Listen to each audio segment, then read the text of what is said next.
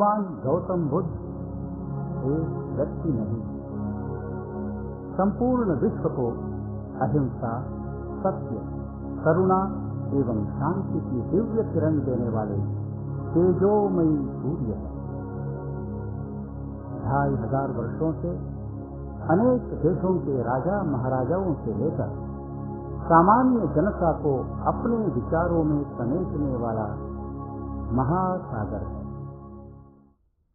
अपनी विचारधारा से गौतम बुद्ध ने एक ऐसे वायुमंडल का निर्माण किया जिसके प्रभाव में आकर अनेक सामान्य लोग भी अरहत अवस्था प्राप्त कर रहे थे। सिद्धार्थ गौतम राजा शुद्धोधन और महामाया के पुत्र थे। आज के भारत और नेपाल की सीमा पर स्थित लुम्बिनी में उनका जन्म हुआ। उनके जन्म के पश्चात एक ही सप्ताह में महामाया का निधन हो गया। महामाया की बहन मां गौतमी ने उनका पालन पोषण किया। सिद्धार्थ गौतम या तो विश्व सम्राट होगा या एक महान सन्यासी होगा, ऐसी भविष्यवाणी राज ज्योतिषी ने की। इससे चिंतित होकर राजा शुद्धोधन ने सिद्धार्थ को ऐसे वातावरण में रखा जहां दुख और वास्तविक जीवन के कटु सत्य का स्पर्श उन्हें कदापि न हो। 16 वर्ष की आयु में ही सिद्धार्थ का विवाह यशोधरा के साथ कर दिया गया, परंतु विधि लिखित तो विधि लिखित ही होता है। बुढ़ापा, रोग, स्मशान यात्रा और श्रावक दर्शन आदि घटनाएं कोमल संवेदनशील सिद्धार्थ ने अनुभव की। वह दुख के मूल कारण के बारे में विचार करने लगा और एक मध्यरात्रि को सिद्धार्थ गौतम ने अपनी पत्नी यशोधरा और पुत्र राहुल को छोड़कर वन के लिए प्रस्थान किया, चिरंतन सत्य की खोज में। उसने अपने राजवस्त्र त्याग दिए और स्वयं अपना केशोच्चाटन कर दिया। राजपुत्र सिद्धार्थ सन्यासी हो गए। 6 वर्ष की कठोर साधना और तपस्या की। इस कठोर तपस्या और उपवास के बाद भी उन्हें चिर सत्य की प्राप्ति नहीं हुई। उन्होंने फिर अन्न ग्रहण करने का विचार किया और सुजाता नामक कन्या से क्षीर ग्रहण की। उस रात वे बोधि वृक्ष के नीचे इस संकल्प के साथ कि सत्य प्राप्ति के बिना मैं यहां से उठूंगा ही नहीं, पुनः तप करने बैठ गए। अनेक आसुरी शक्तियों से रात भर संघर्ष करते हुए उन्हें सत्य की प्राप्ति हुई। सुख दुख के चक्र के कारण का ज्ञान हुआ और सिद्धार्थ बोधिसत्व से तथागत बुद्ध हुए।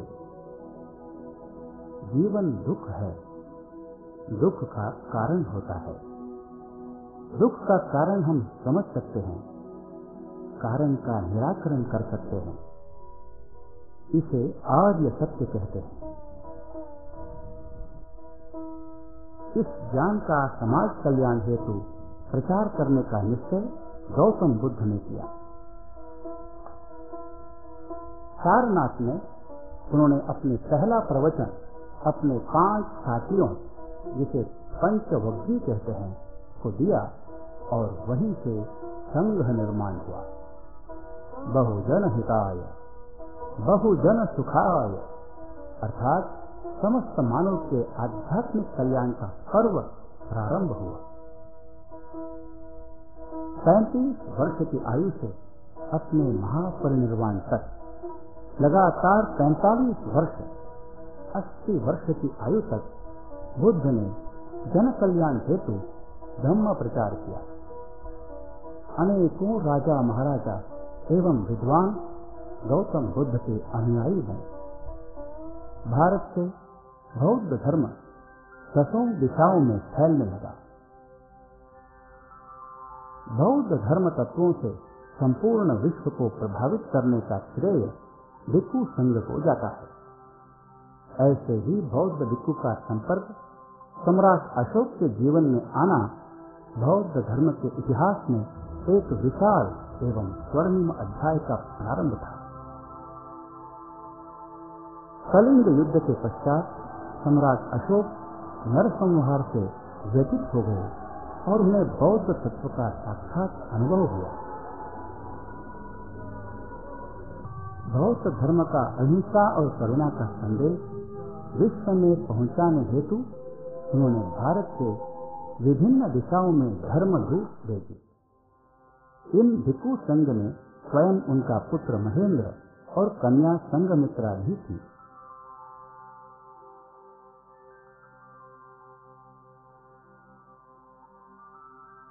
सम्राट अशोक बौद्ध विचारों से इतने प्रभावित थे कि उन्होंने बौद्धों का तीसरा संगायन अपनी राजधानी पाटलिपुत्र में संपन्न किया। बौद्ध धर्म के तत्वों के अनुसार पंचशील का पालन तथा प्रज्ञा, शील और समाधि का जीवन प्रयोग ही ब्रह्म है। भगवान बुद्ध ने 4 आर्य सत्य के साथ जीवन संतुलित रखने के लिए एवं निर्वाण अथवा मोक्ष प्राप्ति के लिए अष्टांग मार्ग दिखाया, जिसमें सम्यक वाक, सम्यक कर्म और सम्यक आजीव शील के अंग हैं।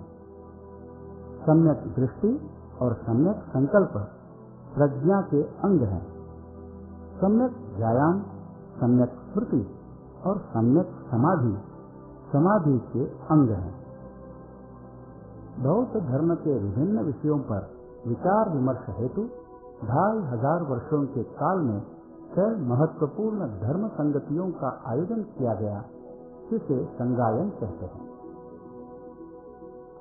छठा संगायन ब्रह्मदेश में रंगून में हुआ, जो 1954 से लेकर 1956 की वैशाख पूर्णिमा तक चला, जो भगवान बुद्ध के महापरिनिर्वाण का 25वां वर्ष था।